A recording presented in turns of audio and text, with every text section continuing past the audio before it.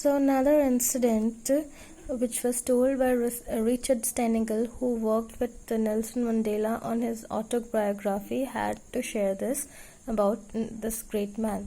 So autobiography is basically a book written about a person's life history from his own point of view. So during this time, Richard Steinigel got the opportunity to meet the President of South Africa, Nelson Mandela, and this is what he had to share. So this incident took place when Richard Steinigel was on a trip to Natal in South Africa along with Nelson Mandela. As soon as Mandela boarded the airplane, he picked up a newspaper and read everything in it. I was sitting right across him and he pointed out to the window. So when they were on the plane, as soon as they sat, Nelson Mandela took out a newspaper and he started to read it. And Richard, he sat across him, and when he was looking at Nelson Mandela, what he did, he pointed his finger outside the window to show something. To his astonishment, what had happened? Let's see. I saw, to my horror, that the propeller had stopped working. He said calmly, "Richard, would you like to inform the pilot that the propeller isn't working?" I walked to the front of the plane and found that the pilot was well aware of it. He asked me to go back to my seat and sit down. They had called the airport and the ambulance was there. I went back and told Mandela. He just listened and said yes. So, what had happened, the scary thing that has happened, that they were on the plane and one of the propeller had stopped working. So, obviously, if you're on a very high altitude and you see that one of the propeller is not working, you will be very scared. But Nelson Mandela, instead of being scared, what he did, he just calmly told Richard that go and inform the pilot that one of the propeller is not working and we should do something about it. So Richard, when he went and was about to tell the pilot, he came to know that the pilot was already well aware of it, and he had already called the airport authority and had the ambulance was almost already in the airport. And the pilot asked that Richard Steinigel to go and sit in his place. So everything, when this happened, Richard Steinigel, after coming back to his seat, he told the same thing to Nelson Mandela. He explained that what the pilot had told. So he had imagined that if some horrible thing is happening, he will get any kind of reaction from Nelson Mandela. But Nelson Mandela, after hearing everything, he just said yes. He did not ask any other question. He simply replied Richard Steinigel with a yes.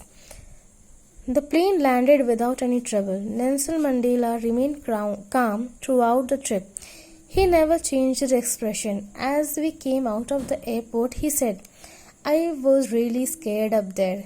Then I realized that this is what courage is all about. Courage is not about not being scared. Courage is about being terrified and not showing it." I got the courage by looking at him because he was pretending not to be scared, and that's what he did his whole life. This is what made him so great. So, thankfully, the propeller had broken, but they had landed safely on the airport. All throughout the journey, Richard Steinigel, he was in utter shock. He was scared, but Nelson Mandela was completely calm. His expression did not change. That means he did not show any fear or any frightfulness in his face. He remained calm throughout the journey. When he landed and they came out of the airport, that is when Nelson Mandela explained that I was scared to my death. I was really, really scared up there, but I did not show my fear. So he was scared a lot, but he did not show it in his face, and that is what Richard Steinigel learned that day from Nelson Mandela. Courage is not about not being afraid. It is about being afraid but not showing it. All throughout the journey, Nelson Mandela was also scared, just like Richard Stenagel was, but he never showed it in his face. That is what real courage is all about. This is what he had learned that day from Nelson Mandela, and this is the motto that with which Nelson Mandela had worked throughout his life. He might have been very scared for all the excellent work he had done, but he had done it with a lot of courage without showing any fear in his face, and that made him a really great man. And Nelson Mandela won the Nobel Peace Prize award in 1993.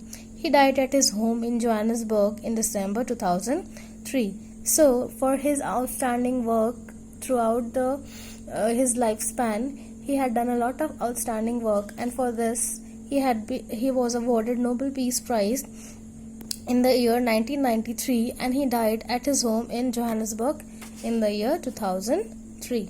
With this, I would like to conclude. Thank you.